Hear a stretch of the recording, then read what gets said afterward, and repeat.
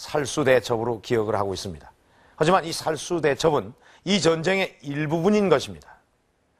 그럼 지금부터 고구려 대 수나라 두 천하의 중심이 맞붙었던 그 일전이 어떻게 전개되었는지 2차 전쟁을 살펴보도록 하겠습니다.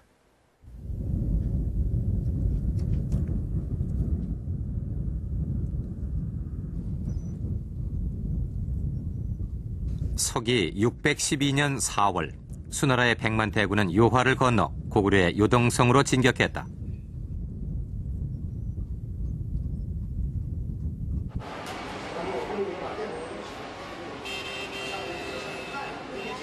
지금의 중국 요령성의 요양시는 당시 고구려의 관문이자 요동 지역 최고의 요새였던 요동성이 있던 곳이다.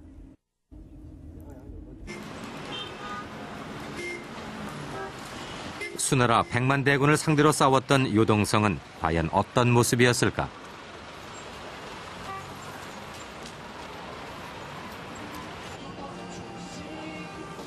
그러나 안타깝게도 요동성의 흔적은 이곳 어디에서도 찾아볼 수 없었다. 그나마 요동성에 대한 간략한 기록이 남아있어 옛 모습을 복원해 볼 수 있다.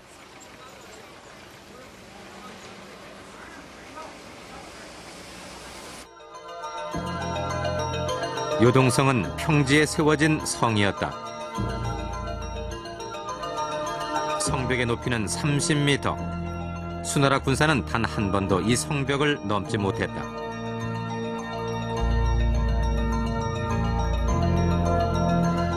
요동성은 수나라 백만 대군의 발목을 3개월째 잡고 있었다.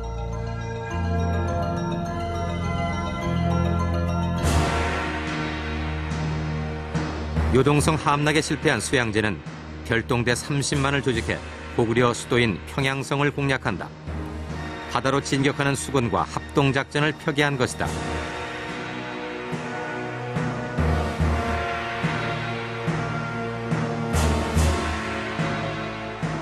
그러나 고구려 수군은 비사성을 중심으로 수나라군의 보급로를 차단한다.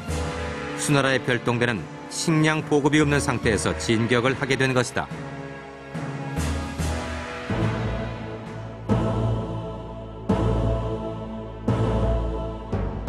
신기한 전략은 하늘의 이치를 깨달았고 기묘한 계책은 땅의 이치를 통달했네. 이미 싸움에 이겨 공이 높았으니 만족함을 알고 그만함이 어떠한가. 당시 고구려 장수 울지문덕은 수나라의 별동대를 물리치기 위해 유인작전을 펼쳤다.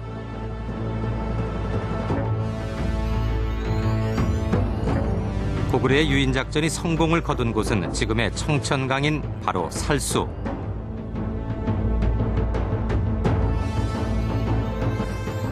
고구려군은 미리 살수의 강 상류에 뚝을 쌓고 수나라군이 건너가기만을 기다리고 있었다. 7월 초순 유인작전에 말려든 수나라군은 살수를 건너 평양으로 진격한다. 그러나 식량 보급이 끊긴 상태에서 수나라군은 오래 버티지 못하고 다시 후퇴하기 시작한다. 때맞춰 고구려군은 미리 쌓아둔 뚝을 무너뜨리고 수나라군의 허리를 끊는다. 그리고 고립된 수나라군의 선두와 후미에 총 공격을 가했던 것이다. 패주하는 수나라 군사를 쫓아 고구려군은 압록강까지 추격해 들어갔다. 이 공격에서 살아남은 수나라 군사는 거의 없었다. 고구려의 대승이었다. 역사 속의 이 전쟁은 과연 어떻게 기록돼 있을까?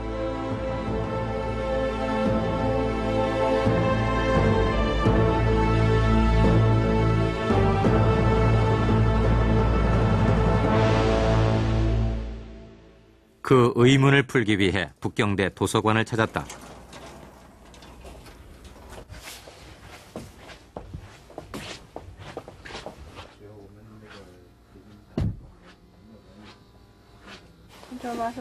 실패의 역사를 좀처럼 드러내지 않은 중국의 기록 속에서 드디어 살수 전쟁의 대목을 발견할 수 있었다.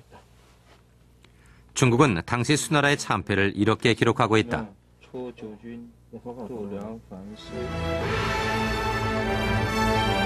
요동을 건너간 군사는 모두 30만 5천 명. 그러나 돌아온 군사는 오직 2,700명뿐이었다.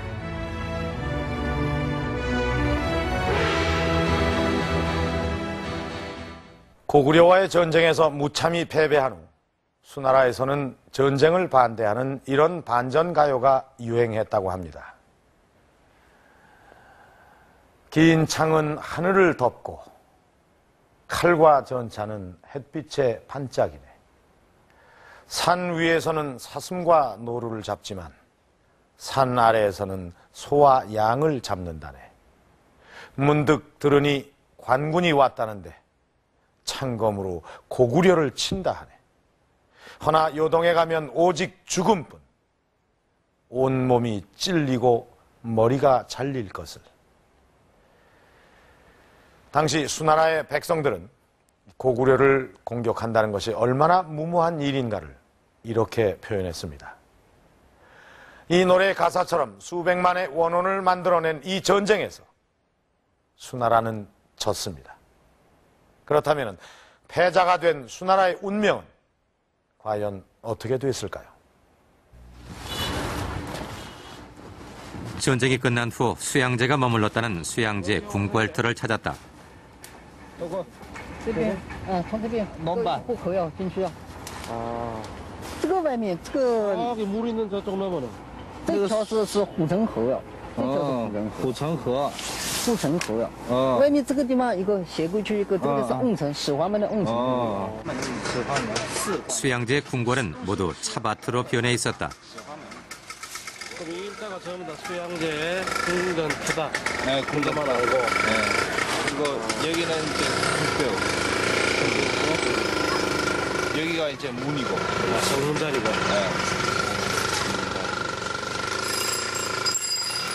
문이 있던 자리에는 길이 들어서 버렸다.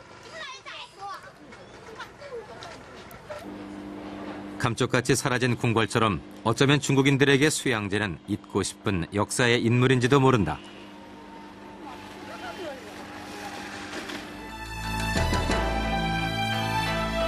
고구려에 패배한 후 수나라는 극도의 혼란에 휩싸인다. 그런 와중에서도 수양제는 100여 명의 미녀와 함께 호의호식을 즐겼다고 한다.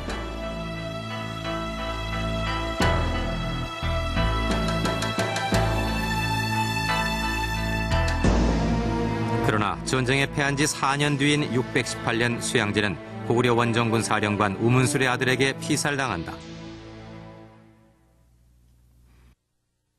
그해 중국에는 이세민이 세운 당나라가 새로운 통일 왕조로 들어섰다. 전쟁이 끝난 지 5년, 당은 고구려에 한 장의 국서를 보낸다.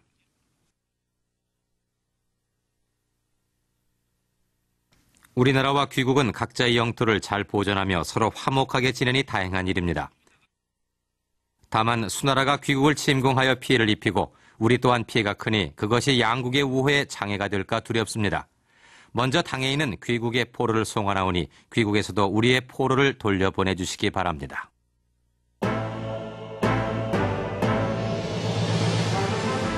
전쟁으로 국력이 쇠한 중국은 이렇듯 먼저 화해를 요청해왔다.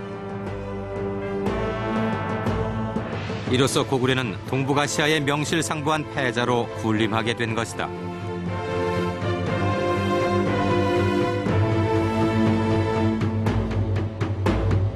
우리는 그동안 고구려가 큰 영토를 가지고 있는 국가라고 막연하게 생각해 왔는지도 모릅니다.